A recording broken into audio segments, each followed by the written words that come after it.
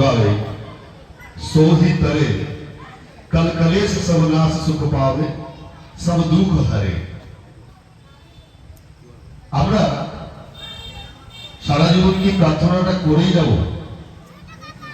প্রার্থনার অর্থ যদি আমরা বুঝে করি তাহলে আমরা সকালবেলা প্রার্থনা না করে থাকতেই পারবো না, বা বিকালবেলা প্রার্থনা না করে থাকতে পারবো না। এই নামটা জপলে আমরা বলছে যে রাধা স্বামী নাম যোগাবে সহি তারে, আমরা দৌড়ে যাব। আমাদের জীবনে যতই দুঃখ কষ্ট আসুক সবকিছুই ঠাকুর হরণ করে নেবেন।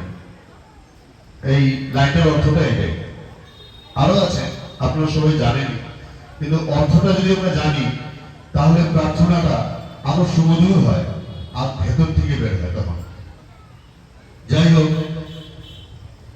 এই যে আজকে বিবাহ বার্ষিকী, যে ঠাকুরের কাছে তারা আজকের এই দিনটা অনুষ্ঠান রূপে, সৎসঙ্গ অনুষ্ঠান রূপে তারা পালন করছে, এটাই সৎসঙ্গ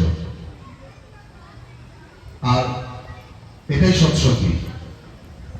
সাধারণত দেখা যায় যে বার্থডে হোক বা বিবাহ বার্ষিকী হোক, এই অনুষ্ঠানগুলো আমরা বর্তমান যুগে একটু অন্যভাবে পালন করি, কিন্তু সৎসঙ্গীরা দেখা যায় যে যে কোনো অনুষ্ঠানই হোক বাড়িতে ঠাকুরকে নিয়ে আনন্দ করি আমরা। আমাদের ওই পারিবারিক অনুষ্ঠানে আমরা ঠাকুরকে সম্মিলিত করে রাখি, কারণ সৎসঙ্গীরা তার ঠাকুরকে তাদের পরিবারের একজন করে ভাবে।